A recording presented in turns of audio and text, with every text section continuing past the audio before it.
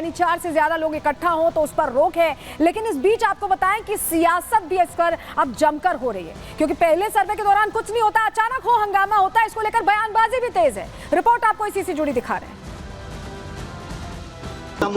संभल में आज सर्वे करने गई थी टीम, वहां पर पत्थरबाजी हुई है पुलिस के ऊपर। तो होगी पत्थरबाजी, पुलिस ऐसा कार्रवाई करेगी, बूथ लूटेगी अगर, तो आगे चल के लोग क्या करेंगे, निराश होकर।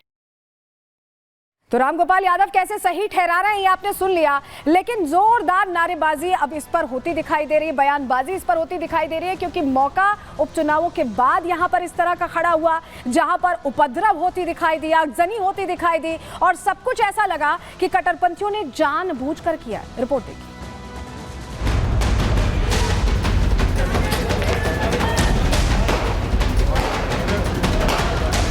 कई लोगों की मौत, आखिर जिम्मेदार कौन? पत्थरबाजों के निशाने पर पुलिस, आखिर जिम्मेदार कौन? यूपी में हिंसा की साजिश, आखिर जिम्मेदार कौन?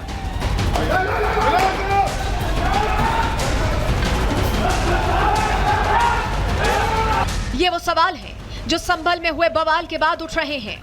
पूछा जा रहा है कि आखिर क्यों पुलिस को ही निशाना बनाया गया। इन सवालों का जवाब आपको मिल जाएगा, लेकिन उससे पहले सुनिए अखिलेश यादव और रामगोपाल यादव के इन बयानों को।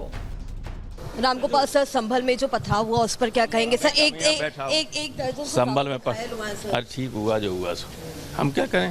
सर्वे हो चुका था, चुनाव के चर्चा न हो पाए, हमारी आपकी प्रेस गड़बड़ा जाए, इसलिए जानबूझ करके सुबह सर्वे की टीम भेजी है, जिससे माहौल खराब हो जाए, कोई चुनाव पर चर्चा न कर सके। आखिरकार जब सर्वे हो चुका था मस्जिद का, तो दोबारा सर्वे क्यों करा ये सरकार, और वो भी सुबह और बिना तैयारी के। इधर बीजेपी का आरोप है कि समाजवादी पार्टी उपचुनाव में हुई हार के बाद गंदी राजनीति कर रही है, जनता को भड़काकर हिंसा करा रही है। संभल की घटना से यह स्पष्ट है कि संवैधानिक संस्थाओं को सिर्फ इन्हें अपने फायदे के लिए इस्तेमाल करना आता है।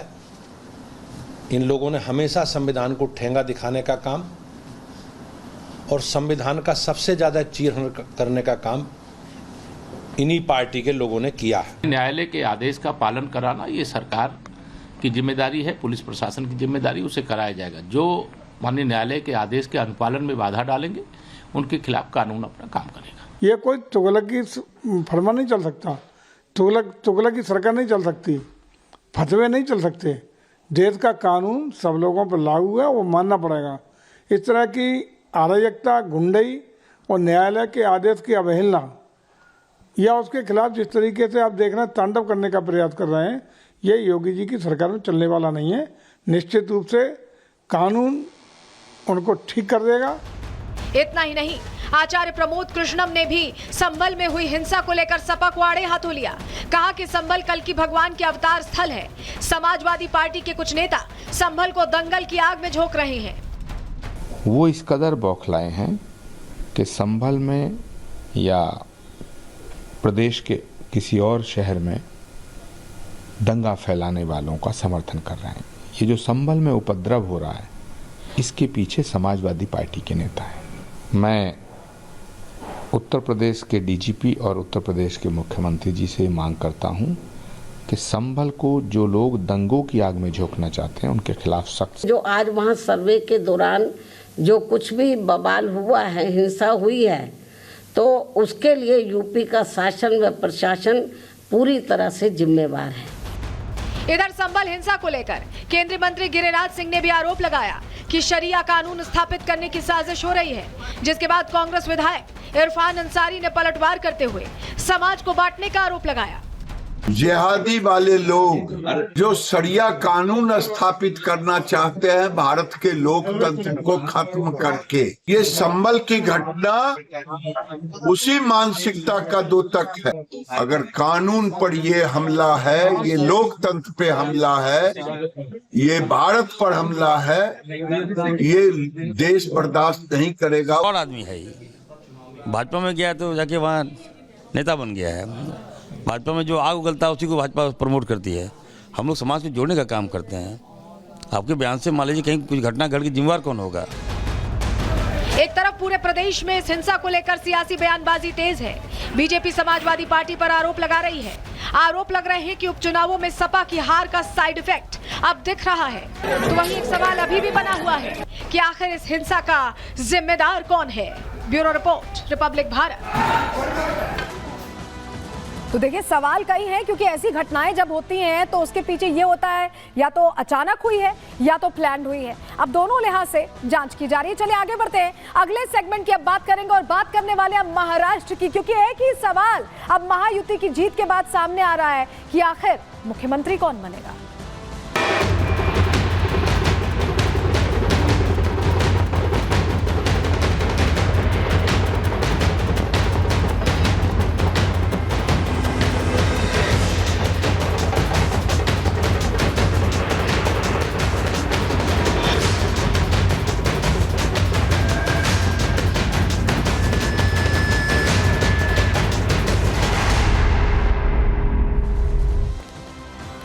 भारतीय जनता पार्टी इस बीच महायुति में सबसे बड़ी पार्टी बनकर देखिए सामने आई। महाराष्ट्र में जो जीत हुई, इसीलिए हम कह रहे हैं कि असाधारण जीत है, क्योंकि काफी अच्छा आंकड़ा मिला। सबसे बड़ी पार्टी बनकर भारतीय जनता पार्टी उभर कर सामने आई है और ये जीत असाधारण है। और महाविकास आघाड़ी चारों खाने चित इस चुनाव में होती दिखाई दी है। लेकिन अब सवाल यह है कि आखिर मुख्यमंत्री कौन बनेगा, और इसको लेकर मंथन का दौर भी शुरू हो गया। बैठकें सिर्फ महाराष्ट्र में नहीं चल रही हैं, दिल्ली में भी धड़ाधड़ बैठकें चल रही हैं। और उसके बीच देवेंद्र फडणवीस का एक ट्वीट आता है जिसमें वो जिक्र करते हैं कि उड़ान अभी बाकी है। तो क्या इशारा कर रहे हैं कि वही मुख्यमंत्री बनेंगे?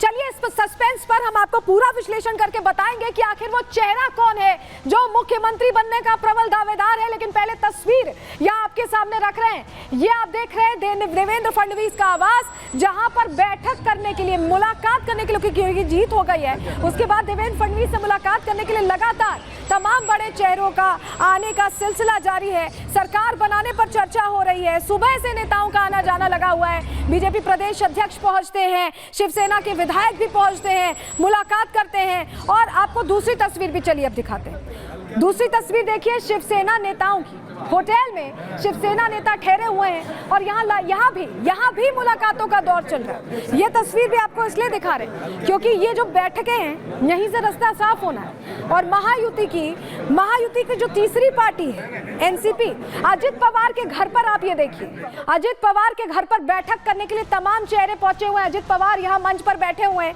ये तस्वीरें हम आपको इसलिए दिखा रहे हैं क्योंकि ये अपने आप में पूरी कहानी बयां कर रही हैं। अब पार्टियों में बैठकें तो चल रही हैं, लेकिन कौन बनेगा मुख्यमंत्री, ये प्रश्न अभी भी बना हुआ है। और तस्वीरें आपको दिखा दी। और चलिए अब आपको जानकारी भी जल्दी से दे देते हैं, क्योंकि महायुति के तीनों दल अपने अपने विधायकों से मिल रहे हैं। कैसे मिल रहे हैं, तस्वीर में हमने आपको दिखाया। देवेंद्र फडणवीस के घर बीजेपी नेताओं की बैठक हुई, बीजेपी नेता पहुंचने लगे। मुंबई के होटल में शिवसेना विधायकों की बैठक हुई, नए विधायक पहुंचे। अपने विधायकों से एकनाथ शिंदे भी मुलाकात कर रहे हैं। इस बीच अजित पवार के घर पर एनसीपी के विधायकों की बैठक हुई। आपको तस्वीर वो भी हमने आपको दिखाई। वहीं आपको बताएं कि एकनाथ शिंदे 6 बजे करीब मुलाकात करने वाले हैं, आपसे आधे घंटे बाद करीब मुलाकात करेंगे। महायुति के जो सहयोगी सरकार बनाने पर चर्चा आपस में अभी कर रहे हैं। अलग अलग